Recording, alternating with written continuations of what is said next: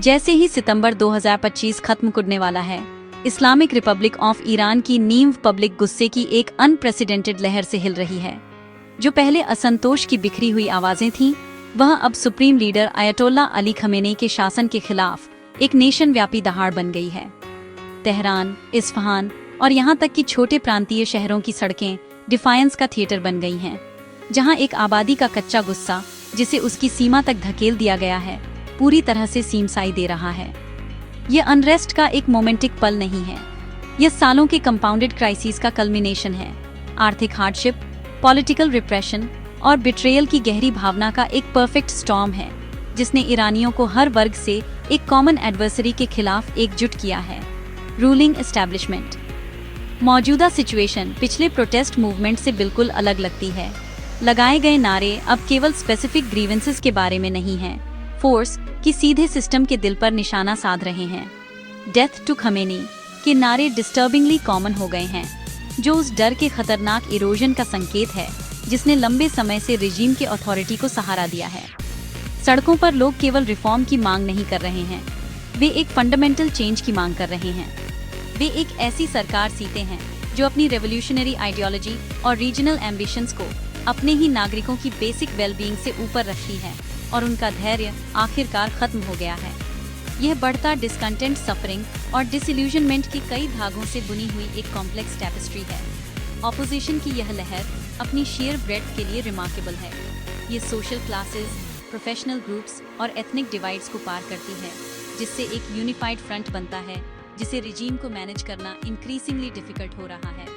पहले के विपरीत, जहां प्रोटेस्ट अर्बन मिडिल क्लास या स्पेसिफिक लेबर सेक्टर्स तक सीमित हो सकते थे, इस आंदोलन में यूनिवर्सिटी के छात्र फैक्ट्री वर्कर्स के साथ मार्च कर रहे हैं, डॉक्टर और नर्स लॉरी ड्राइवर्स के साथ खड़े हैं, और मशाकने जो पर्सनल फ्रीडम्स की लड़ाई में सबसे फायरे रही हैं, कर्ड्स और बलोचिस जैसे एथनिक माइनॉरिटीज के साथ हाथ मिला रही हैं, जिन्हें लंबे समय से सिस्टमिक डिस्क्रिमिनेशन का सामना करना पड़ा है। यह ब्रॉड कोएलिशन एक गहरी सिस्टमिक फेलियर का सजेस्ट देता है, जो ईरानी समाज के हर कोने को टचता है। सरकार का जवाब, डिसमिसिव रेटरिक और ब्रूटल फोर्स का फेमिलियर मिक्स, अपनी इफेक्टिवनेस लॉस्ट हुआ दिख रहा है। अयतोल्ला खमेनी ने पब्लिकली प्रोटेस्टर्स को ठग्स और फॉरेन एनिमीज का पॉन्स बताया है, एक ऐसा नैरेटिव जिसे कम और कम ईरानी मानने को तैयार हैं, जबकि सिक्योरिटी फोर्सेस और इस्लामिक रेवोल्यूशनरी गार्ड कोर दमन का एक फॉर्मिडेबल टूल बने हुए हैं। उनके वायलेंट क्रैकडाउन अब गुस्से की आग को बुझाने के बजाय उसे और इरप्टेड आने का काम कर रहे हैं। हर गिरफ्तारी और हिंसा के हर कृत्य के साथ शासकों और शासितों के बीच की खाई चौड़ी कुटती जा रही है, ईरान को एक ऐसे प्रेसिपिस के करीब धकेल रही है जहां से कोई आसान वापसी नहीं हो सकती है। ईरानी पीपलों के गुस्से की जड़ में एक क्रिपलिंग इकोनॉमिक क्राइसिस है, जिसने रोजमर्रा की जिंदगी को सर्वाइवल के लिए एक एग्जॉस्टिंग स्ट्रगल बना दिया है।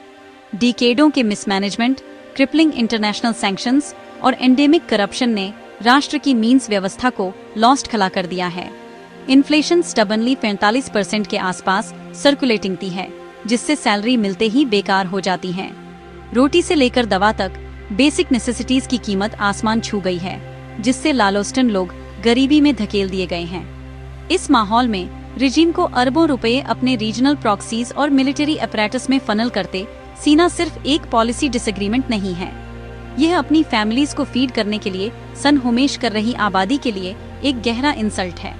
ये इकोनॉमिक डिस्पेयर पब्लिक सर्विसेज के लगभग पूरी तरह से कोलैप्स से और बढ़ गया है। बड़े शहरों में निवासी घंटों तक रोलिंग ब्लैकआउट्स झेलते हैं, जो राज्य की इनकॉम्पिटेंस का एक स्पष्ट प्रतीक है। पानी की लेसी एक क्रिटिकल इश्यू बन गई है, खासकर एग्रीकल्चरल रीजन्स में, जिससे अपनी आजीविका खो चुके किसानों के बीच फ्यूरियस प्रोटेस्ट्स भड़क उठे हैं। हेल्थ केयर सिस्टम, जो कभी नेशनल प्राइड का एक स्रोत था, अंडर फंडिंग और मेडिकल प्रोफेशनल्स के एक्सोडस के प्रेशर में झुक रहा है। एवरेज ईरानी के लिए सरकार सर्विसेज प्रोवाइड करने वाली नहीं, फोर्स की कांस्टेंट फ्रस्ट्रेशन का एक स्रोत है, एक ब्रोकनी हुई मशीन जो केवल क्लेरिकल एलीट से जुड़े कुछ चुनिंदा पीपलों के हितों को पूरा करती है।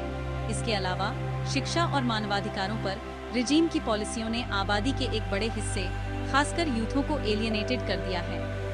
शिक्षा नीति में रिसेंट या ट्रांसफॉर्मा जीपीए आधारित यूनिवर्सिटी एंट्रेंस क्राइटेरिया को पेश करना स्टूडेंट्सों और माता पिता से फियर्स रेजिस्टेंस मिली है, जो इसे सोशल मोबिलिटी के लिए एक और बाधा के रूप में सीते हैं। इसने यूनिवर्सिटी परिसरों में हड़तालों और प्रोटेस्ट्स को जन्म दिया है, जिससे वे डिसेंट के हॉटबेड्स बन गए हैं। युवा, जो ईरान की आबादी का एक महत्वपूर्ण हिस्सा है, एक ऐसे सिस्टम में अपने लिए कोई भविष्य नहीं सीते हैं जो उनकी एस्पिरेशंस को दथिंगा है और ड्रैकोनियन सोशल रिस्ट्रिक्शंस और हमेशा मौजूद मोरालिटी पुलिस के माध्यम से उनकी पर्सनल चॉइसेस को डिक्टेट करता है। मानवाधिकारों के उल्लंघन का मुद्दा एक गहरा और खुला वुंड बना हुआ है।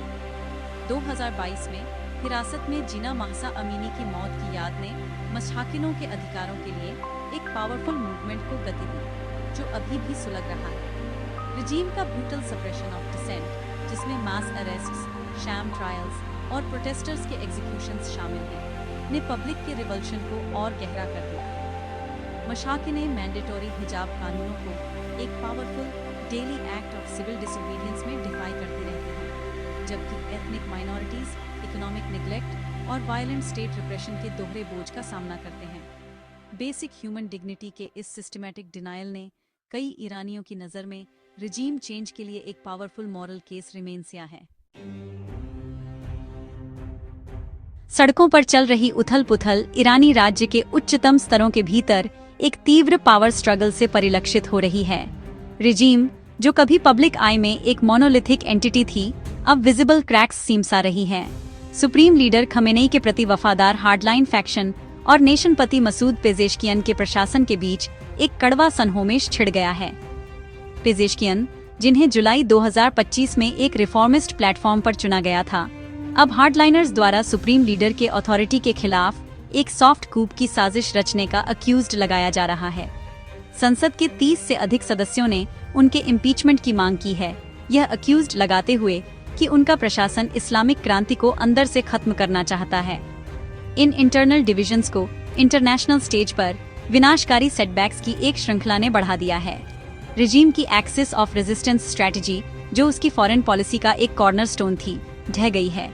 हिजबुल्लाह के हसन नसरल्लाह जैसे प्रमुख आंकड़ों की हत्या और सीरिया में बशार अल असाद के रिजीम का अचानक कोलैप्स ने ईरान के रीजनल इन्फ्लुएंस को सिवियरली लेसजोर कर दिया है। ये फेलियर्स न केवल एक स्ट्रेटेजिक ब्लो रहे हैं, फोर्स की खमेनी की एक इनफैलिबल लीडर के रूप में छवि को भी लेसजोर कर दिया है, जिससे उनके इंटरनल राइवल्स को एम्यूनिशन मिला है, जो उनके जजमेंट और कॉस्टली फॉरेन एंटेंगलमेंट्स पर सवाल उठाते हैं, जबकि राष्ट्र घर पर पीड़ित है। एक संभावित मिलिट्री कू की फुसफुसाहट, जो कभी अकल्पनीय थी, अब तेहरान में खुले तौर पर घूम रही है। Islamic revolutionary guard corps, regime की प्रेटोरियन गार्ड, एक इंक्रीजिंगली पावरफुल पॉलिटिकल और इकोनॉमिक एक्टर बन गई है। कुछ विश्लेषकों का सजेस्ट है कि IRGC का लीडरशिप क्लेरिकल एस्टेब्लिशमेंट को एक लायबिलिटी के रूप में देख सकता है और सीधे सत्ता हथियाने के लिए टेम्प्टेड हो सकता है, कियोस के सामने स्टेबिलिटी का वादा कर सकता है। नेशनपति पेजेश्कियान और IRGC के बीच गहरा राइवलरी, 36 वर्षीय खमेनी के स्वास्थ्य और उत्तराधिकार के बारे में अनसर्टेनिटी के साथ मिलकर पॉलिटिकल लैंडस्केप को सस्पिशन और इंट्रीग का एक माइनफील्ड बना दिया है। इस मल्टी फ्रंट क्राइसिस के जवाब में खमेनी ने एक डिफाइंट पोस्चर अपनाया है, लेकिन सत्ता पर उनकी पकड़ पहले से कहीं मेमोरिया टेन्यूअस सीमती है। वह डिसेंट को दबाने के लिए सिक्योरिटी फोर्सेस की लॉयल्टी पर निर्भर रहना जारी रखते हैं, मीडिया को लेस जोड़ी के किसी भी संदेश को प्रसारित न करने का आदेश देते हैं। रिसेंटली देश की गहरी समस्याओं के लिए एक्सटर्नल एनिमीज को दोषी ठहराने के उनके प्रयास अनसुने हो रहे हैं। सस्टेन्ड पब्लिक प्रोटेस्ट और इलीट इनफाइटिंग का संयोजन एक वॉलेटाइल सिनर्जी पैदा कर रहा है, जहां नीचे से प्रेशर शीर्ष पर फ्रैक्चर को बढ़ा रहा है, एक फीडबैक लूप बना रहा है, जो पूरे सिस्टम को एक ब्रेकिंग पॉइंट की ओर धकेल रहा है। व्यापक सामाजिक अशांति और इलीट इनफाइटिंग का संगम बताता है कि ईरान का संकट आने वाले हफ्तों और महीनों में काफी गहरा कुढ़ने वाला है। रिजीम एक खतरनाक जाल में फंस गया है। यदि वह अत्यधिक बल का जवाब देता है, तो वह और भी हिंसक बैकलैश को इरप्टेड आने और आबादी को और एलियनेटेड करने का जोखिम उठाता है। यदि वह कंसेशंस प्रदान करता है, तो उसे लेस जोर माना जा सकता है, जिससे प्रोटेस्टर्स को और भी फंडामेंटल चेंजेस की मांग करने के लिए एम्बोल्डन किया जा सकता है।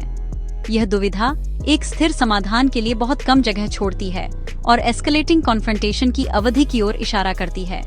आर्थिक संकट स्ट्रक्चरल हैं और शॉर्ट टर्म सॉल्यूशन से ठीक नहीं हो सकते, जिसका अर्थ है कि पब्लिक एंगर का प्राइमरी ड्राइवर बना रहेगा। ईरानी पीपलों के लिए यह बड़े खतरे और गहरी आशा दोनों का क्षण है। फायरे का रास्ता खतरों से भरा है, क्योंकि रिजीम ने सत्ता पर अपनी पकड़ रिमेन से रखने के लिए लीथल फोर्स का उपयोग करने की अपनी इच्छा बार बार सीमसाई है। एक गंभीर क्रैकडाउन से भारी रक्तपात और एक ह्यूमैनिटेरियन क्राइसिस हो सकता है। रीसेंट की कई पीपलों के लिए यथास्थिति असहनीय हो गई है।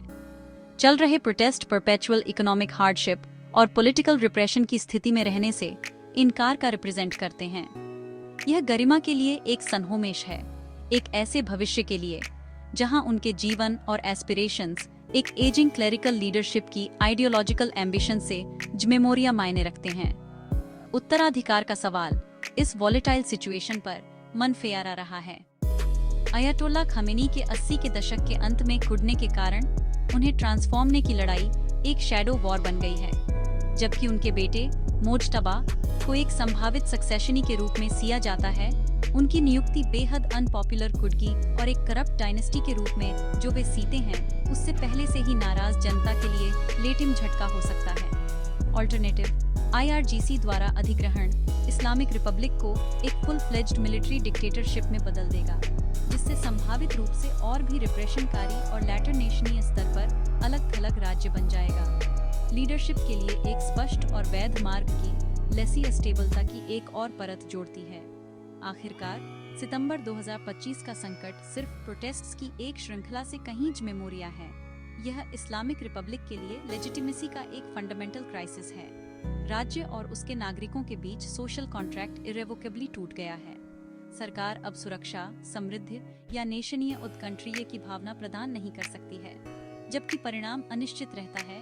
एक बात स्पष्ट है, ईरानी पीपलों ने एक साइकोलॉजिकल बैरियर को पार कर लिया है।